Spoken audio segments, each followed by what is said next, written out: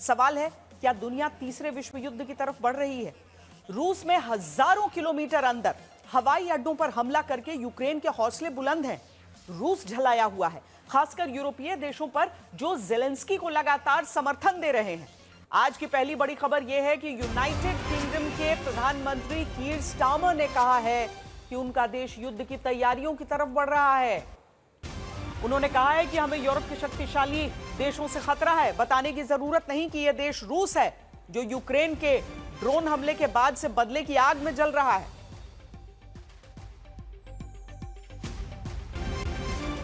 इसीलिए जब तीसरे विश्व युद्ध की बात की जाती है तो वो कोरी चर्चा नहीं है। इस तीसरे विश्व युद्ध के डर की वजह यूक्रेन का अब तक का सबसे बड़ा हमला है, जिसकी वजह से रूस को 60,000 करोड़ रुपए के लगभग नुकसान का आकलन किया जा रहा है। लेकिन जिस अंदाज में यूक्रेन ने अपने स्पाइडर वेब ऑपरेशन को अंजाम दिया है, उसने रूस की पोल खोल कर रख दी है। जिन डोनाल्ड ट्रंप ने जेलेंस्की को बेइज्जत करके व्हाइट हाउस से निकाला, उन्हीं जेलेंस्की ने बिना डोनाल्ड ट्रंप को कानों कान खबर लगे रूस में घुसकर वो तबाही मचाई जिसकी दुनिया दाद देने लगी।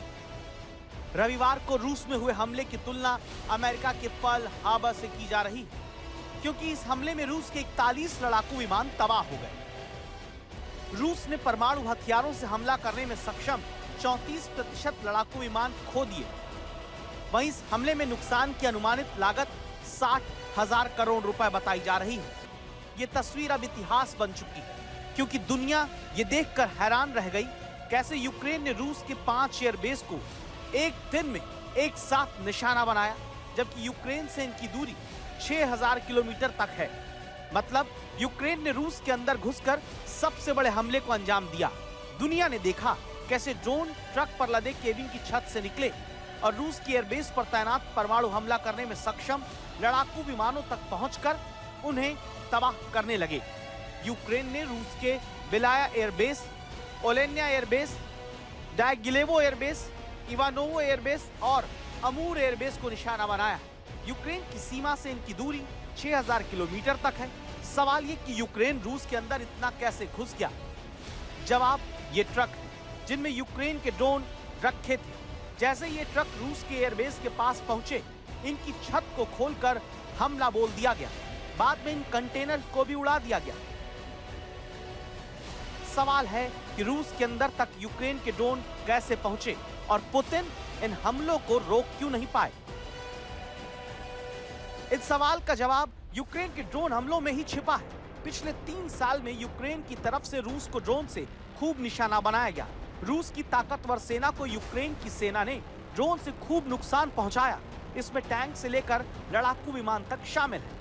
यूक्रेन ने अपनी इस योजना को आगे बढ़ाते हुए पुतिन को तगड़ा झटका देने की रणनीति बनाई, जिसने रूस को चौंका दिया। यूक्रेन की सिक्योरिटी सर्विस ने रूस पर इतने बड़े ड्रोन हमले की योजना पर 1.5 साल पहले काम करना शुरू किया।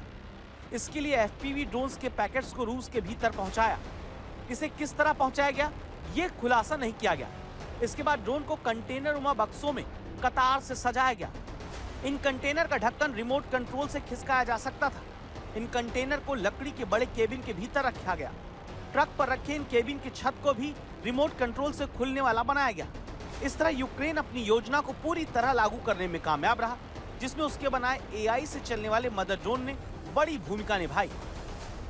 एग्जैक्टली लाइक जैसा हमारा पेजर का अटैक हुए थे, दिस वाज किसी को नहीं पता था। इजराइलीज ने कितना टाइम से प्लान किया, इतने सालों से प्लान किया एंड उसको इस तरीके से एग्जीक्यूट किया कि no one has ever thought कि इस तरीके से हो सकता है। तो सिमिलर फैशन में ये यूएवीज का इन लोगों ने यूज किया, और यूएवीज वो भी एफपीवी ड्रोन्स, जो फर्स्ट पर्सन व्यू ड्रोन्स, जो बहुत ही छोटे होते हैं, स्मॉल। और सबसे दिलचस्प बात यह है कि रूस के अंदर यूक्रेन ने इस ऑपरेशन का हेड ऑफिस रूसी खुफिया एजेंसी केजीबी की सहायक फेडरल सिक्योरिटी सर्विस एफएसबी के मुख्यालय के ठीक बगल रखा। मतलब यूक्रेन ने रूस की नाक के नीचे इतना बड़ा ऑपरेशन किया और रूस कुछ भी नहीं कर पाया। इस ऑपरेशन की एक और खास बात यह रही कि इसके बारे में यूक्रेन ने किसी को नहीं बताया, न नाटो यूरोप को और न ही अमेरिका को। यूक्रेन ने अपने दम पर इस काम को अंजाम दिया है। रूस और यूक्रेन के बीच अब से थोड़ी देर पहले बातचीत खत्म हुई है। यह बातचीत 20 मिनट तक चली, जिसमें कैदियों की अदला बदली पर रजामंदी बनी है। लेकिन यहां वोलोदिमीर ज़ेलेंस्की का एक बयान अहम हो जाता है। ज़ेलेंस्की कह रहे हैं कि रूस को नुकसान से समझ में आएगा और वो कूटनीति की तरफ जाएगा।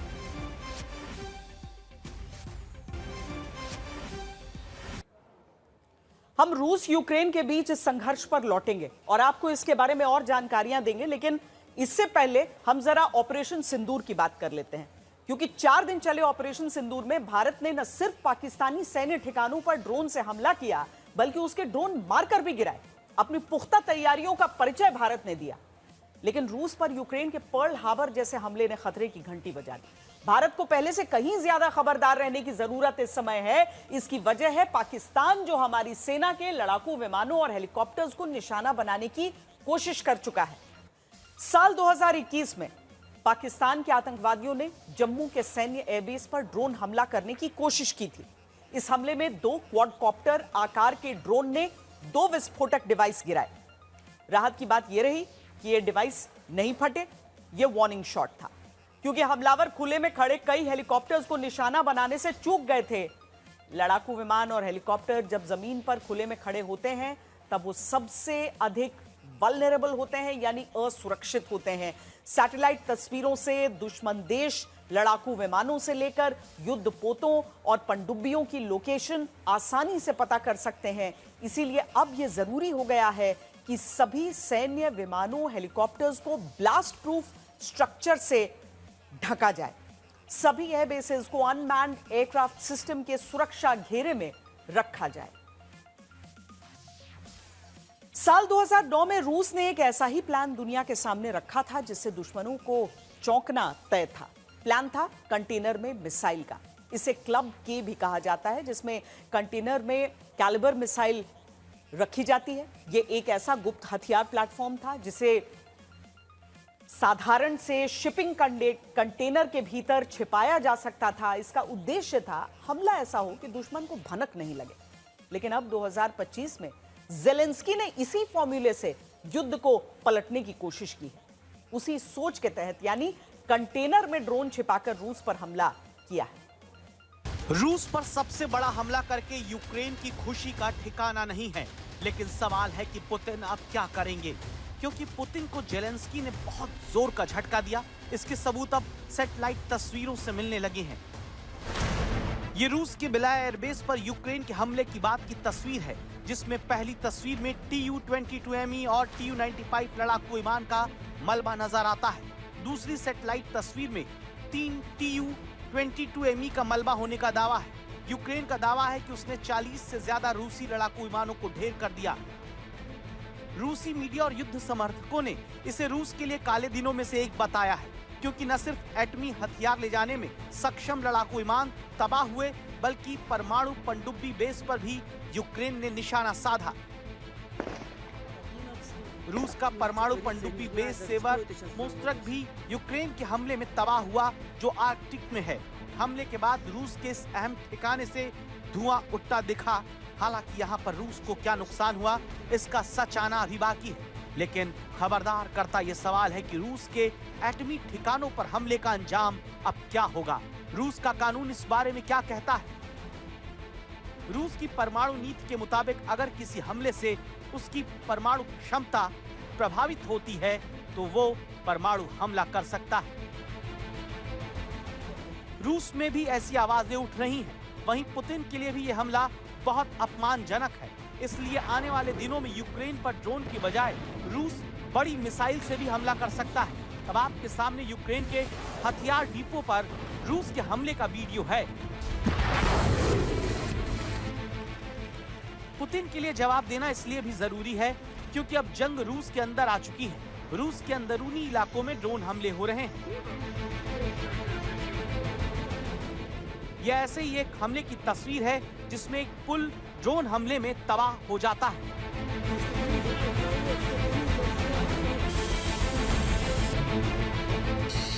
ऐसा एक और हमला रूस में हुआ। इस तरह दोनों ड्रोन हमलों में 69 लोग मारे गए। अब सवाल है कि रूस को चौंकाने वाले जंग के मैदान में रूस के सैनिकों के हौसले तोड़ने वाले यूक्रेन के ड्रोन रूस के अंदर कैसे आए, इसे लेकर हमले की जांच में चौंकाने वाला खुलासा हुआ है। रूस की सुरक्षा एजेंसीज को शक है कि जिन ड्रोन से रूसी हवाई ठिकानों पर हमला हुआ उनका निर्माण रूस के अंदर ही किया गया था। जांच के दौरान चेल्याबिंस्क में एक गोदाम पर छापा मारा गया है जो संभवतः ड्रोन असेंबली का अड्डा था। शुरुआती सबूतों से ऐसा लगता है कि इस गोदाम में यूक्रेन के लिए ड्रोन तैयार किए गए और फिर रूस की धरती से ही लॉन्च किए गए। ये इलाका यूक्रेन की सीमा से करीब 2000 किलोमीटर दूर है, इसलिए यहाँ इस तरह की गतिविधि का पकड़ा जाना रूस के लिए एक बड़ा सुरक्षा झटका माना जा रहा है। अगर शुरुआती जांच के नतीजे सही साबित होते हैं तो फिर ये पुतिन के लिए बहुत शर्मनाक बात होगी, क्योंकि रूस के लोग इस बात को पचा नहीं पा रहे कि यूक्रेन उनके एयरबेस में कई हजार किलोमीटर अंदर आकर 117 ड्रोन से हमला करने में कामयाब हो सकता है। दे आर ऑलरेडी गुड, उनके पास बहुत तरह के ड्रोन्स हैं एंड इन्होंने कंसील किया। Main thing was to send there, उनको ऐसे कंसील किया कि लॉजिस्टिक ट्रक्स होते हैं उनकी छतों में कंसील करके इनको भेजा। Then by passing the defence and everything करते करते 4500 किलोमीटर इन ऑलमोस्ट 2000 किलोमीटर अंदर जाके ये लोग बैठ गए और उन्होंने अलग अलग जगह लोकेशन में की लोकेशन जो कहते हैं दो एयरफील्ड हैं, बट आई थिंक 4 तक में अटैक किए हैं। उन्होंने वहाँ पे जाके ये लोग अपने आप को डिप्लॉय किया। ऐसा भी माना जा रहा है कि इसके पीछे यूक्रेनी खुफिया एजेंसीज की भूमिका रही, जिन्होंने रूस के भीतर नेटवर्क बनाकर इस ऑपरेशन को अंजाम दिया, जिसने यूरोप में युद्ध फैलने की आशंका को अचानक बहुत ज्यादा बढ़ा दिया। अभी तक रूस के सैनिकों की यूक्रेनी ड्रोन के आगे सरेंडर करते, उनसे डरकर भागते तस्वीरें सामने आती रहीं, लेकिन रूस के लोगों ने सपने में भी नहीं सोचा होगा कि उनका दुश्मन सस्ते से ड्रोन से उनके सैकड़ों हजारों करोड़ के लड़ाकू विमानों को उन्हीं के घर में आकर तबाह कर देगा। दरअसल जब इतना लंबा एक युद्ध होता है तो हर दिन एक जैसा नहीं होता है। जो ड्रोन अटैक का दिन था वो रूस का दिन नहीं था, पर रूस और यूक्रेन के बीच बातचीत हुई है। बातचीत खत्म होने के बाद ज़ेलेंस्की का एक और ताजा बयान आया है जिसमें उन्होंने कहा है कि रूस का बातचीत के लिए आगे आना ये बताता है कि रूस दबाव में है। ज़ेलेंस्की ने कहा है कि अगर रूस से बातचीत सकारात्मक नहीं होती तो रूस पर नए प्रतिबंध लगने चाहिए। इसी खबर पर और जानकारी के साथ मेरी सहयोगी गीता मोहन मेरे साथ जुड़ रही हैं। गीता, एक नया कॉन्फिडेंस भी ज़ेलेंस्की को मिल गया है। वो ये भी देख रहे हैं कि डोनाल्ड ट्रंप तक अब पुतिन को लेकर थोड़ा सा कड़ा रुख, थोड़ा सा अलग रुख लेने लगे हैं, बनिस्बत उस दिन के जिस दिन ज़ेलेंस्की को जलील करके व्हाइट हाउस से बाहर एक तरीके से उन्हें निकलना पड़ा था। लेकिन अब जो ज़ेलेंस्की कह रहे हैं, क्या वाकई आपको लगता है कि नए प्रतिबंध रूस पर लगेंगे? क्या वाकई आपको लगता है कि रशिया इतना बैकफुट पर आ गया है इस एक अटैक से? क्या रूस पलटवार नहीं करने की इस समय तैयारी कर रहा होगा? देखिए श्वेता, ये कॉन्फिडेंस ज़रूर नज़र आ रहा है, लेकिन ये बहुत ही टाइम बाउंड है, बहुत ही लिमिटेड है और कुछ समय के लिए है, क्योंकि रूस इस अटैक का जवाब ज़रूर देगा। ये रूस के हिस्ट्री में श्वेता शायद सबसे बड़ा अटैक है जहां पर उनके एयर कैपेबिलिटी के 33% जो एयर कैपेबिलिटी है उसको ध्वस्त कर दिया है यूक्रेन ने। तो जवाब पुतिन ज़रूर देगा। दूसरी बात है कि यहाँ पर क्योंकि ये कहा जा रहा है कि ट्रंप और अमेरिका को इसके बारे में बिल्कुल पता नहीं था, इस अटैक के बारे में, इन प्लान्स के बारे में। ये प्लान इनफैक्ट तब किए जा रहे थे जब ज़ेलेंस्की को जलील किया जा रहा था वॉशिंगटन डीसी में। तो फिर अब इंतज़ार कर रहे हैं हम व्हाइट हाउस के रिस्पांस का भी। कुछ ही समय में श्वेता व्हाइट हाउस भी रिस्पॉन्ड करने वाला है और पता चल जाएगा कि ट्रंप क्या सोच रहे हैं और यूक्रेन को इसका खामियाजा कैसे भुगतना पड़ेगा। क्योंकि देखिए, पीस टॉक्स के लिए दोनों पहुंच गए, क्योंकि यहाँ पे कहीं ना कहीं प्रेशर था, लेकिन इस पीस टॉक्स के कोई कंक्लूसिव आउटकम निकलने वाला है इसका कोई गारंटी नहीं है। क्यों? क्योंकि अब पुतिन इस हमले का जवाब जरूर देंगे ज़ेलेंस्की को। बहुत शुक्रिया गीता इस पूरी जानकारी के लिए। कभी भी वैसे भी देखा जाता है ऐतिहासिक तौर पर, जब कभी भी कोई शांति वार्ता होने वाली है उस समय दोनों देश अपनी अपनी तरफ से बहुत तेज कर देते हैं जो अग्रेशन होता है। रूस की तरफ से भी किया गया था और यूक्रेन ने जो पलटवार किया वो भी हम सब ने देखा। लेकिन दुनिया इस समय बहुत खतरनाक होती जा रही है। कब क्या हो जाएगा कोई कुछ नहीं बता सकता। जो लड़ रहे हैं उन्हें भी अंदाजा नहीं कि युद्ध कहां आगे जाएगा। रूस और यूक्रेन एक तरफ शांति के लिए मिल रहे हैं, लेकिन उससे पहले यूक्रेन की तरफ से रूस पर घुसकर सबसे बड़ा हमला किया गया।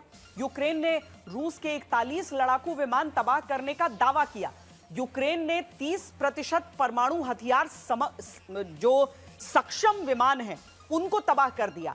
रूस की नीति के अनुसार यूक्रेन पर अब परमाणु हमला संभव है।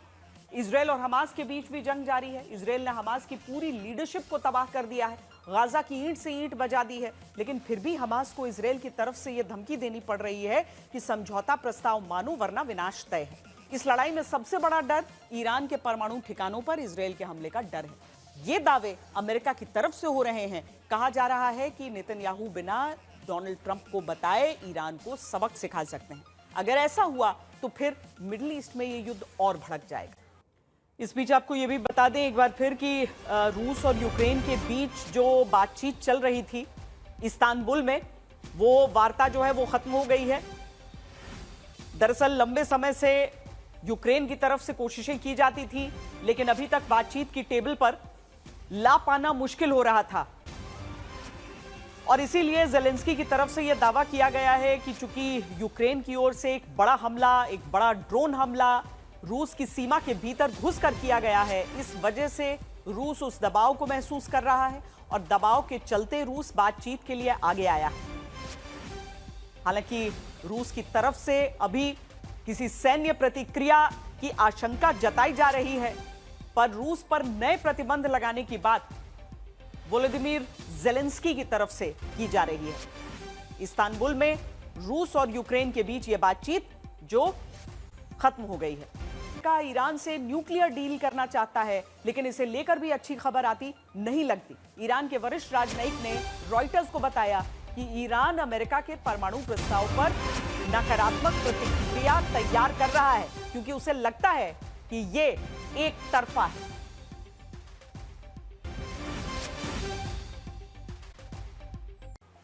अब नए युद्ध की आहट ताइवान से आ रही है, जिसकी वायु सीमा के उल्लंघन का चीन ने रिकॉर्ड बना दिया है।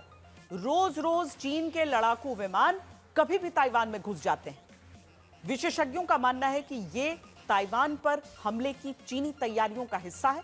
सिंगापुर के शंग्रीला डायलॉग में अमेरिकी रक्षा मंत्री 2 साल बाद ताइवान पर चीन के हमले की भविष्यवाणी कर दक्षिण चीन सागर के देशों को हथियार खरीदने की सलाह तक दे चुके हैं। यूपी के सीएम योगी ने ऑपरेशन सिंदूर को लेकर जारी सियासत के बीच एक बार फिर सेना के शौर्य की तारीफ की है। आपको सुनाते हैं। आज जब भारत सर्जिकल स्ट्राइक करता है, भारतीय सेना जब आज एयर स्ट्राइक करती है और जब पहलगांव के बाद पाकिस्तान आतंकवादियों को पालता है और भारत घुस करके मारता है, प्रधानमंत्री मोदी जी के मार्गदर्शन और नेतृत्व में जब भारत के बहादुर जवानों ने ऑपरेशन सिंदूर के माध्यम से पाकिस्तान के एयर डिफेंस सिस्टम को नष्ट करके उसके एयरपोर्ट को तहस-नहस करके दुश्मन को झुकने के लिए मजबूर कर दिया था, ये लोक माता का विराट व्यक्तित्व और कृतित्व है। तो 300 वर्ष पहले उन्होंने अपने साम्राज्य के माध्यम से आत्मरक्षा और सुरक्षा के गुण हम सबको सिखाए थे। साथ ही आपको बता दें कि अलग अलग देशों के दौरे पर जो भारत के अलग अलग डेलीगेशंस गए थे, उनके सदस्यों से प्रधानमंत्री नरेंद्र मोदी मुलाकात करेंगे। प्रतिनिधिमंडलों के सदस्यों की स्वदेश वापसी के बाद पीएम मोदी से मुलाकात होगी।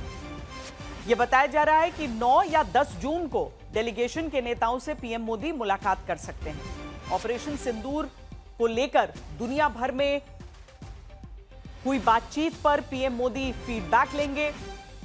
ये अलग अलग 7 प्रतिनिधिमंडल जिनका नेतृत्व एक नेता करते हुए अलग अलग दिशाओं में सब गए थे, जिसमें अमेरिका, इंग्लैंड जैसे देश थे, तो इस्लामिक देश भी इसमें शामिल रहे थे। हर जगह नेताओं की एक मंडली कूटनीतिज्ञों के साथ पहुंची थी और वहां पर मुलाकात की थी।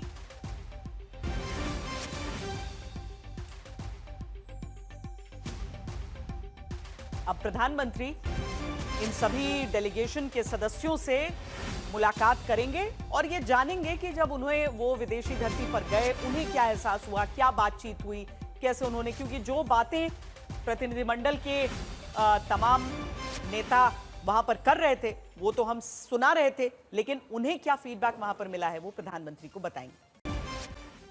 अब भारत की बात करते हैं। सीडीएस के बयान पर सियासी घमासान मच गया है। कांग्रेस लगातार सरकार से संसद का विशेष सत्र बुलाने की मांग कर रही है।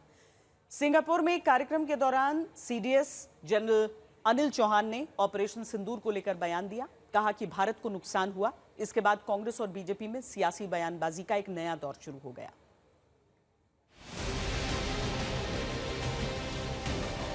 युद्ध में रूस का 40 से ज्यादा लड़ाकू विमान गंवाना ये याद दिलाता है कि जंग में नुकसान होता है, लेकिन हिंदुस्तान में विपक्ष और खासकर कांग्रेस का जोर इस बात पर है कि कितने लड़ाकू विमान भारत ने ऑपरेशन सिंदूर में गंवाए। గొప్పల కోసం వేల కోట్ల రూపాయల కాంట్రాక్టులు మీకు కావాల్సిన వాళ్ళకి ఇచ్చి ఇయాల రాఫెల్ యుద్ధ విమానాలు కొన్నారు. అవెందుకు నేలగూలినాయో ఇయాల ప్రజలకు సమాధానం చెప్పాలి। कांग्रेस की मांग है देश में कि सरकार और प्रधानमंत्री बताएं कि सेना को कितने लड़ाकू विमान का नुकसान हुआ। इसे लेकर पाकिस्तान लगातार दावा कर रहा है। जब इस बारे में देश के chief of defence staff Anil Chauhan से सिंगापुर में सवाल हुआ तो उन्होंने माना कि नुकसान हुआ है। What I can say is on 7th and the initial stages there were losses, but the numbers and that's not important. What was important is why did these losses occur and what did we do after that.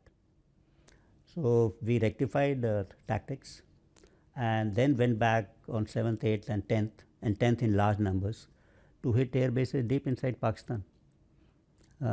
Penetrated all their air defenses with impunity, carried out precision strikes. तो CDS की तरफ से ये माना गया कि भारतीय वायुसेना को नुकसान हुआ, लेकिन कितना हुआ इसे लेकर उन्होंने कोई नंबर नहीं दिया। इस बयान के बाद कांग्रेस अध्यक्ष की तरफ से सरकार पर हमला किया गया।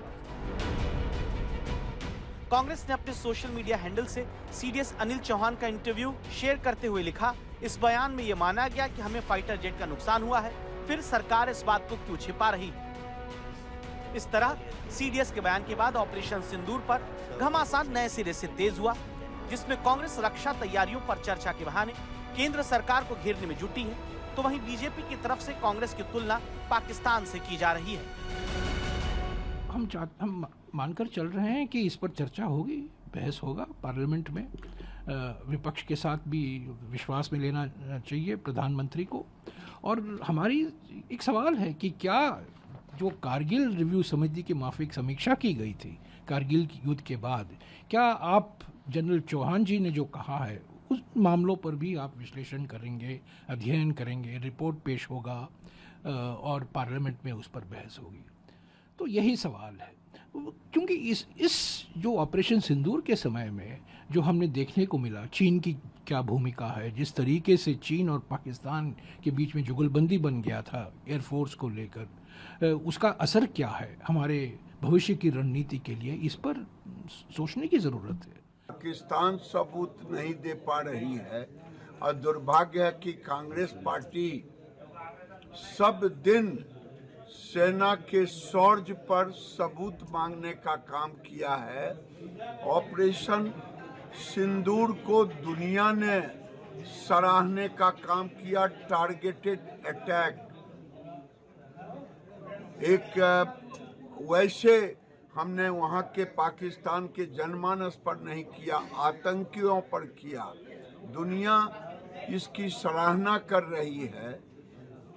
पाकिस्तान के पास कोई सबूत नहीं मिल रहा है और पाकिस्तान की भाषा खड़गे बोल रहे हैं। इस राजनीतिक विवाद के बीच एक तथ्य ये भी कि जंग में जीतने वाले देश को भी नुकसान उठाना पड़ता है।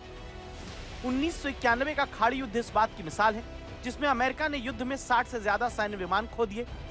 इसी तरह साल 1999 में सर्बिया पर हवाई हमले के दौरान अमेरिका और नाटो सेना ने 2 लड़ाकू विमान खो दिए। इनमें से एक USAF F-16C लड़ाकू विमान था, दूसरा अत्याधुनिक F-117 night hoc stealth attack विमान था। इस तरह जंग में विमान खोना नई बात नहीं कोई। दूसरे विश्व युद्ध में कहा जाता है कि अमेरिका ने युद्ध प्रशिक्षण और दुर्घटनाओं में दुश्मन देशों से 2 गुने विमान खोए। इस तरह अमेरिका ने दूसरे विश्व युद्ध में दुश्मन के जितने विमान नष्ट किए उससे कहीं ज्यादा खो दिए, लेकिन आखिर में जीत अमेरिका की हुई, न कि अमेरिका के दुश्मनों की। लेकिन भारत में जिस तरह से सियासी विवाद हो रहा है उससे तो ये लगता है कि युद्ध में असली विजेता वही होता है जिससे कोई नुकसान ना हो।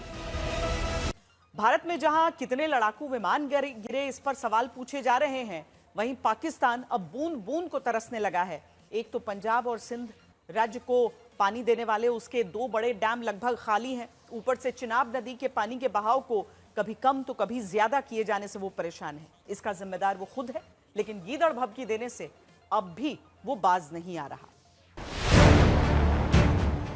भारत ने जब सिंधु जल समझौता निलंबित किया तो पाकिस्तान ने धमकियों पर धमकियां देना शुरू कर दिया, लेकिन महीने भर के भीतर ही पाकिस्तान को दिन में तारे दिखने लगे। जो पाकिस्तान कहता आया कि हिंदुस्तान उसका पानी नहीं रोक सकता, वही पाकिस्तान अब पानी की बूंद बूंद के लिए गिड़गिड़ा रहा है। पाकिस्तान में किसानों को पानी की कमी के चलते फसल बुआई के संकट का सामना करना पड़ रहा है। IRSA यानी पाकिस्तान की सिंधु नदी सिस्टम अथॉरिटी का मानना है कि देश में सिंधु, झेलम और चिनाब नदी के प्रवाह में 21% की कमी आई है। पाकिस्तान के प्रमुख बांध मंगला और तरवेला में 50% से भी कम पानी बचा है।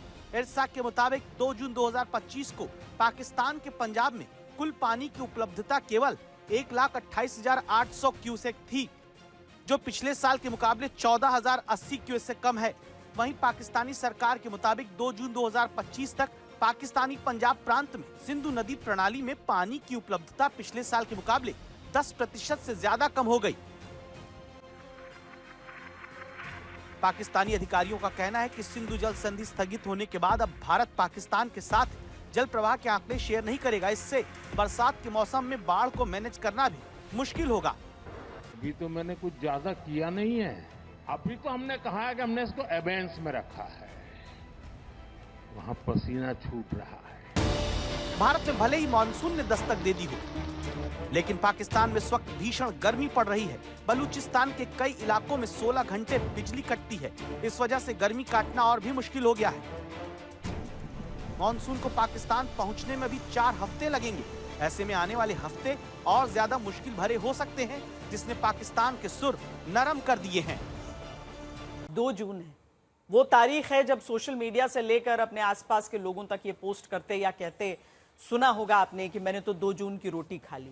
2 जून की रोटी यानी वो आम कहावत जिसमें कहा जाता है कि बड़े नसीब वाले होते हैं वो लोग जिन्हें 2 जून की रोटी मिल जाती है। इस कहावत में 2 जून कोई तारीख नहीं, बल्कि 2 जून का अर्थ है सुबह शाम 2 वक्त की रोटी मिल जाना। 2 जून की रोटी के लिए बेरोजगार मेहनत करता है ताकि उसे अपनी योग्यता के दम पर 2 जून पेट भरने, परिवार चलाने का सामर्थ्य मिले। लेकिन मध्य प्रदेश में उन्हीं युवाओं के हक की रोटी भ्रष्टाचारी छीन ले रहे हैं। इसीलिए पुलिस भर्ती में घोटाला करने वालों की खबर दिखाएंगे। साथ ही ये भी दिखाएंगे कि जनता के लिए 2 जून की रोटी की बात करने वाली राजनीति अपने लिए राजनीतिक टोपी की व्यवस्था कैसे कर लेती है और जनता को भुला दिया जाता है। खबर राजस्थान की होनहार बेटियों के लिए खरीदी गई 100 करोड़ की हजारों स्कूटी की है, जो कबाड़ हो रही हैं। और 2 जून की रोटी खाकर बचे हुए पैसे से आम आदमी घर कार खरीदने का लोन लेता है, EMI चुकाता है, लेकिन उस आम आदमी को देश के बैंक आधी राहत ही ब्याज दर घटाने पर देते हैं। अब खबरदार करते हैं उस सोच से जिसकी वजह से हिमाचल प्रदेश में कूड़ा फैल रहा है और फिर उसी कूड़े को संभालने के नाम पर कसोल जैसी प्राकृतिक जगह पर अपराध किया जा रहा है। देखिए कैसे। पहले एक वीडियो वायरल होता है जिसमें नजर आता है कि प्राकृतिक सुंदरता के लिए मशहूर हिमाचल प्रदेश के कसोल में किस तरह गंदगी, कूड़ा बदबू के साथ बजबजाता हुआ है। जिसने ये वीडियो देखा सोचने लगा, सवाल करने लगा, किस हाल में हमारे देश के पर्यटन क्षेत्रों को रखा जा रहा है जहां कूड़ा तक नहीं संभाला जा सकता। वीडियो वायरल होने के बाद कुल्लू के तहत आने वाले कसोल में मानो प्रशासन ने अपनी सोच की बदबू भी सामने फैला रखी है। जहां पार्वती नदी के पास इस वैली में जंगल के भीतर कूड़ा इसलिए फैला मिला क्योंकि आरोप है कि प्रशासन तो होटल वालों से कूड़ा हटाने के नाम पर हर महीने पैसा लेता रहा, लेकिन वही कूड़ा कसौल में जंगल के भीतर लाकर महीनों से डंप किया जाता रहा। इस वीडियो में फैली गंदगी को देखकर सोचिए, सिस्टम संभालने वाले कसौल के वो चेहरे कितने निर्मम होंगे जो कूड़ा तक नहीं संभाल पाते और उस जगह को नर्क बना देते हैं जहां सुख शांति के नाम पर लोग छुट्टियां मनाने आते हैं। हिमाचल की खूबसूरती और कुल्लू के अंदर ये पार्वती वैली डेस्टिनेशन है इंटरनेशनल टूरिज्म की, लेकिन आजकल चर्चा का विषय इसलिए है क्योंकि यहाँ पर ये जो गंदगी पसरी है इसने इस मिसमैनेजमेंट के और साथ साथ किस तरीके की कूड़े का प्रबंध है उसकी पोल खोल कर रख दी है। तस्वीरें आप देखिए कि ये आपको पूरे एरिया में फैला। कसौल इस समय हम हैं और कसौल के बिल्कुल शहर के बीचों बीच जहां एक तरफ 400-500 होटल एस्टैब्लिश हैं, उनसे 3-3, 4-4 हजार महीने का लिया जा रहा है कूड़े को मैनेज करने के लिए। लेकिन वीडियो वायरल होने के बाद ये हरकत नजर आई है कि अब कूड़े को उठाकर एक तरफ आप नदी के पत्थर देखिए, साथ ही इसके बिल्कुल नदी बहती है यहाँ की और बिल्कुल पार्वती वैली के बीचों बीच कूड़े का ढेर लगा हुआ है और इतनी स्मेल यहाँ पर है इस समय कि आप यहाँ पर खड़ा होना भी मुश्किल है। जानवर आप देखिए किस तरीके से यहाँ पर कोई जिंदा है, कोई मरा हुआ है जानवर भी, तो यहाँ पर पूरी गंदगी पसरी है।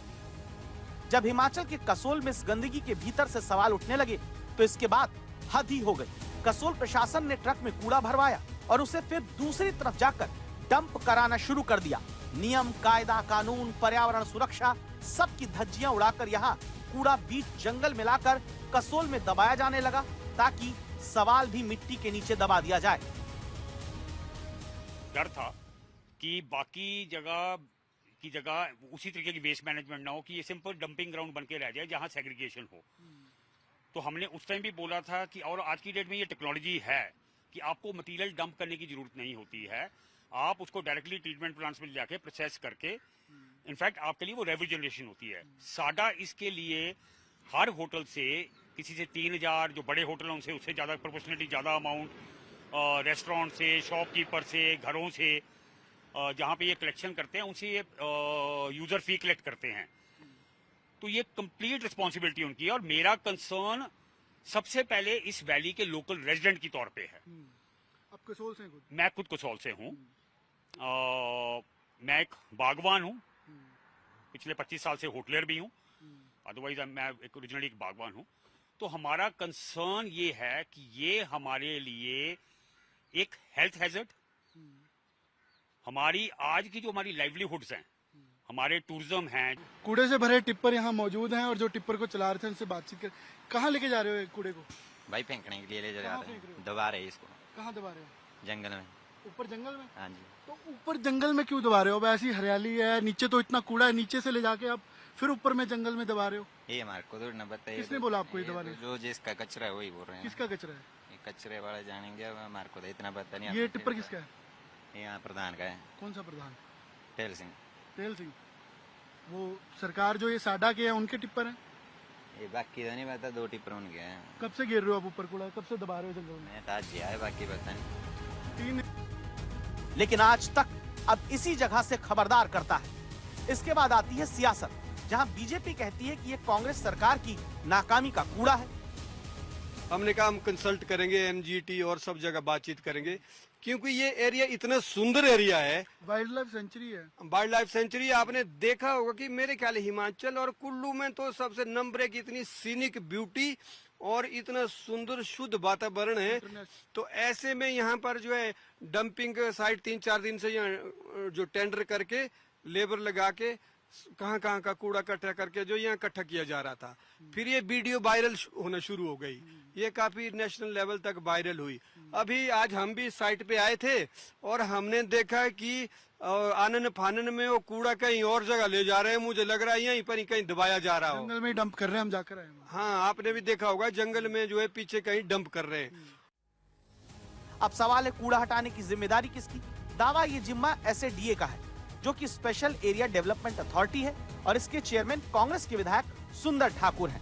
अब सुंदर ठाकुर के मुताबिक मनाली में पहले कुल्लू और कसोल का कूड़ा जाता था, लेकिन वहां जाना बंद हो गया, तो फिलहाल यहीं डंप किया जाने लगा। ये कूड़ा कचरा जो है सेग्रीगेशन के बाद रांगड़ी जो मनाली के पास साइट है उसको पिछले साल से बंद कर दिया गया है। पहले ये वहां जाता था पूरे कुल्लू शहर का, पूरे कुल्लू जिला का कचरा वहां पे कोई उनको कुछ पेमेंट की जाती थी, तो मटेरियल रिकवरी जो फैसिलिटी सेंटर जो रांगड़ी था वहां जाता था। तो उसके बंद होने से और हमें दिक्कत हुई। उसके बाद हमने सीमेंट कंपनियों से हिमाचल सरकार का इकरार है कि वहां पे ईंधन के रूप में ये कचरा रिसाइकल इस्तेमाल किया जाएगा। तो क्या इस वजह से कसोल जैसे शहर, कसोल के जंगल, पार्वती नदी सबको कूड़े से भर दिया जाएगा? ये सब इसलिए हो रहा है क्योंकि यहाँ सबको चिंता सिर्फ कमाई की है, कूड़ा हटाने की नहीं। अगर होती तो पहले कूड़ा फैलाकर फिर उसे दबाने की कोशिश ना हो रही होती। अमन भारद्वाज, कसोल, आज तक। तो आपको उस भर्ती घोटाले की खबर से खबरदार करते हैं जहां मध्य प्रदेश में 2023 में निकली कांस्टेबल भर्ती में 7 लाख युवा बैठे, जिसका अंतिम परिणाम इसी साल मार्च महीने में निकला। 7 लाख युवाओं के बीच से कुल 7,090 लोग कांस्टेबल भर्ती के लिए चुने गए, यानी हर एक पोस्ट के लिए 99 लोगों के बीच से एक बेरोजगार युवा कांस्टेबल बनने के लिए चुना गया। लेकिन जब इन्हीं में से कई नियुक्ति के लिए तय जिले के थाने पहुंचे और दस्तावेज की जांच हुई तो एक भर्ती घोटाले की बू आने लगी। रमेश की जगह सुरेश ने लिखित परीक्षा दे दी। रमेश की जगह ही सुरेश ने फिर फिजिकल परीक्षा भी दे दी। सुरेश ने रमेश को पुलिस भर्ती इम्तिहान में पास करा दिया, लेकिन जब रमेश फर्जी तरीके से कांस्टेबल की भर्ती पास करके नियुक्ति हासिल करने पहुंचा तो पकड़ा गया। आप कहेंगे कैसे? तो बस यही जानकर आप मध्य प्रदेश में पुलिस भर्ती में हुई धांधली से खबरदार हो जाएंगे, जिसके तार मध्य प्रदेश में फिलहाल 3 जिलों अलीराजपुर, श्योपुर और मुरैना तक फैले मिले। आशंका है मध्य प्रदेश में 2023 में निकली कांस्टेबल भर्ती में बड़े पैमाने पर भ्रष्टाचार हुआ, जिसकी अब जांच जरूरी है, क्योंकि मध्य प्रदेश के अलीराजपुर एसपी कार्यालय में जब रामरूप गुर्जर कांस्टेबल बनकर ज्वाइनिंग के लिए पहुंचा तो आधार कार्ड की जांच के वक्त अफसरों को कुछ शक हुआ। शक की वजह ये रही कि पुलिस भर्ती की लिखित परीक्षा से ऐन पहले और फिर बाद में रामरूप गुर्जर के आधार कार्ड में कुछ संशोधन किए गए। परीक्षा का फिर प्रवेश पत्र जांचा गया तो भी रामरूप की तस्वीर में कुछ हेरफेर नजर आया। शक बढ़ा तो जांच करने पर परीक्षा देने वाले रामरूप और ज्वाइन करने आए रामरूप के फिंगरप्रिंट आपस में मैच करते नहीं मिले, और तब सामने आया कि रामरूप की जगह बिहार के रहने वाले अमरेंद्र सिंह ने असल में 1 लाख रुपए लेकर कांस्टेबल भर्ती की परीक्षा सॉल्वर बनकर दे दी और रामरूप गुर्जर को पुलिस भर्ती में पास करा दिया। इसके लिए परीक्षा से पहले आधार कार्ड में संशोधन करके रामरूप गुर्जर की जगह अमरेंद्र सिंह का फिंगरप्रिंट लगवा दिया गया और फिर परीक्षा के बाद दोबारा आधार अपडेट करा के वापस रामरूप का फिंगरप्रिंट लगा दिया गया। लेकिन फिर भी ये धांधली पकड़ ली गई। अपराध की विवेचना में उस व्यक्ति को पुलिस ने पूछताछ की, उसको गिरफ्तार किया और उसके बाद में ये मालूम पड़ा कि उस व्यक्ति के नाम पर एग्जाम जो है वो एक अन्य व्यक्ति जो पटना बिहार का रहने वाला था उसने दी थी। पुलिस ने तत्काल एक टीम भेजी और वहां पर काफी मेहनत करने के बाद में पुलिस ने उस व्यक्ति को पुलिस ने पकड़ा। इसका सीधा सा मतलब यह है कि पुलिस विभाग में हुई इन भर्तियों में कुछ लोग सिस्टम के भी शामिल हो सकते हैं, क्योंकि परीक्षा देकर कांस्टेबल बन जाने तक पकड़ में न आना, इस बात से शक गहरा जाता है कि ये गड़बड़ झाला सिर्फ उतना ही नहीं जितना दिख रहा है, बल्कि ये खेल इससे कहीं ज्यादा बड़ा हो सकता है और भर्तियों में भ्रष्टाचार सिस्टम के भीतर काफी अंदर तक धंसा हो सकता है। ये बात अगर आज हम खबरदार करते हुए कह रहे हैं तो इसकी वजह ये कि अलीराजपुर के रामरूप की तरह ही मुरैना में राधा चरण और दिनेश सिंह फर्जी तरीके से पुलिस में भर्ती पा लिए। दोनों ने 18 अगस्त की परीक्षा से पहले और बाद में आधार कार्ड में बदलाव कराया। अपनी जगह सॉल्वर को भर्ती में बैठाने के लिए उसके फिंगरप्रिंट आधार से जुड़वा दिए। फोटो भी इस घोटालेबाज रैकेट ने अभ्यर्थी और सॉल्वर का चेहरा मिलवा कर बनवा दिया, लेकिन बाद में पकड़े गए तब पता चला पेपर देने वाला तो अलग था और ज्वाइन करने आए लोग अलग। जैसे ही पुलिस द्वारा छानबीन में फाइनल डॉक्यूमेंट वेरिफिकेशन के लिए मैटर आया, तो जब हमारी जो छानबीन समिति होती है उसने पूरा देखा मैटर, तो उसमें ये समझ में आया कि इन्होंने आधार कार्ड में से अपडेट कराया था परीक्षा में बैठने से पहले, और उसमें सॉल्वर को बिठाला था, फिर उसमें अपडेशंस हुए थे लगातार। फिर हम लोग की द्वारा टीमों ने टेक्निकल डेटा कलेक्ट किया और वरिष्ठ कार्यालय से भी जानकारी मंगवाई, उसके आधार पर ये फर्जी पाए गए। श्योपुर जिले में सोनू रावत, संतोष रावत और सॉल्वर के सहारे अमन सिंह ने भर्ती परीक्षा पास करके कांस्टेबल बनना चाहा, लेकिन ज्वाइनिंग के वक्त पकड़ लिए गए। दस्तावेज सत्यापन उपरांत 3 लोगों की गड़बड़ी पाए जाने पर सोनू और सत्येंद्र रावत के विरुद्ध एक अपराध और अमन सिकरवार के विरुद्ध दूसरा अपराध पंजीबद्ध किया गया है, और इनके स्थान पर बैठने वाले 2 सॉल्वर और अपडेशन करने वाले बायोमेट्रिक अपडेशन करने वालों के विरुद्ध अपराध पंजीबद्ध होकर कुल 7 आरोपी गिरफ्तार हो चुके हैं।